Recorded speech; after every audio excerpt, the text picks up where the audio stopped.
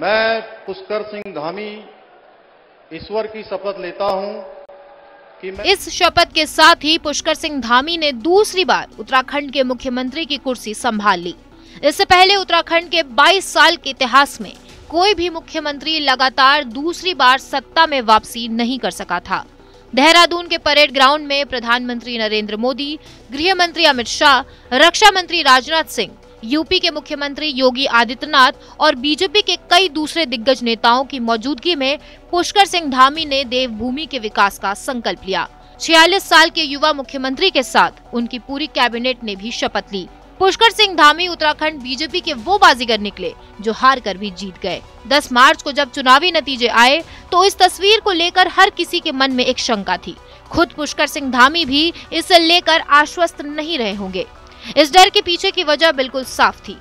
उत्तराखंड फिर मांगे मोदी धामी की सरकार के नारे के साथ विधानसभा चुनाव लड़ने वाले बीजेपी के मुख्यमंत्री खुद अपनी परंपरागत सीट हार गए थे। धामी के चुनाव हारते ही पार्टी के भीतर से मुख्यमंत्री पद के कई दावेदार उभरने लगे और पार्टी नेतृत्व को मुख्यमंत्री के नाम पर नए सिरे से मंथन करना पड़ा। आखिर में 11 दिन बाद बीजेपी के शीर्ष नेतृत्व ने अपने उस सारथी को कमान सौंप दिया जिसने खुद के किले की परवाह न कर पार्टी को सत्ता में वापस लाने में कोई कसर नहीं छोड़ी थी। पुष्कर सिंह धामी को अपनी सीट हारने का अंदेशा था, लेकिन अपनी सीट छोड़ वो लगातार पार्टी के लिए पूरे राज्य में धुआंधार कैंपेन करते रहे। इसका नतीजा ये हुआ कि धामी खुद तो चुनाव हार गए, लेकिन बीजेपी ने 2/3 बहुमत के साथ उस राज्य में वापसी की जहां हर 5 साल बाद सत्ता बदल जाती थी। 46 साल के पुष्कर सिंह धामी एक सैन्य परिवार से आते हैं। 16 सितंबर 1975 को पिथौरागढ़ जिले के टुंडी गांव के कुमाऊनी राजपूत परिवार में जन्मे पुष्कर सिंह धामी के पिता शेर सिंह सेना में सूबेदार थे। 5वीं की पढ़ाई के बाद पुष्कर सिंह धामी खटीमा चले गए और बाद में वही उनकी कर्म भूमि बन गई। लखनऊ यूनिवर्सिटी से ह्यूमन रिसोर्स मैनेजमेंट में ग्रेजुएट होने के बाद धामी ने वहीं से LLB की डिग्री ली। पढ़ाई के दौरान ही धामी ने महज 15 साल की उम्र में 1990 में अखिल भारतीय विद्यार्थी परिषद के साथ अपनी राजनीतिक करियर की शुरुआत की और 2 बार भारतीय जनता युवा मोर्चा के प्रदेश अध्यक्ष रहे।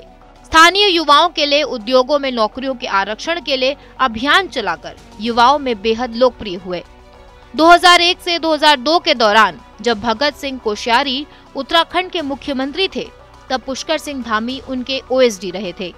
कहा जाता है कि पुष्कर सिंह धामी ने भगत सिंह कोश्यारी से ही सियासत के दांवपेच सीखे हैं। 2012 में पुष्कर सिंह धामी को पहली बार खटीमा से बीजेपी का टिकट मिला और वो विधानसभा पहुंच गए।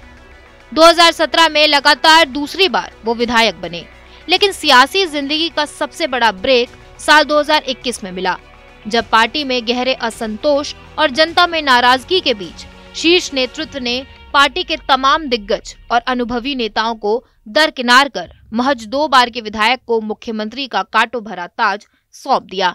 45 साल की उम्र में पुष्कर सिंह धामी राज्य के सबसे युवा मुख्यमंत्री बने और कुछ महीनों के शासन में ही पिछले 4 साल के एंटी इनकम्बेंसी फैक्टर को पूरी तरह ध्वस्त करते हुए वो करिश्मा कर दिखाया जो पहले कभी नहीं हुआ था।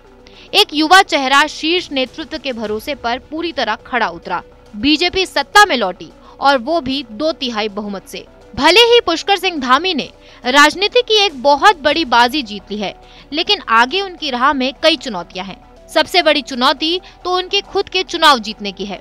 हर हाल में 6 महीने के भीतर धामी को राज्य की किसी सीट से विधायक बनना होगा।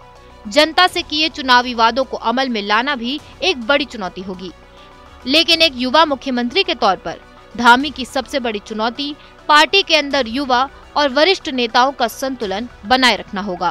तो कैसा लगा आपको हमारा वीडियो, हमें कमेंट सेक्शन में जरूर बताइए। बाकी देश और दुनिया से जुड़ी तमाम बड़ी खबरों के लिए सब्सक्राइब करिए हमारा चैनल TV9 भारतवर्ष डिजिटल।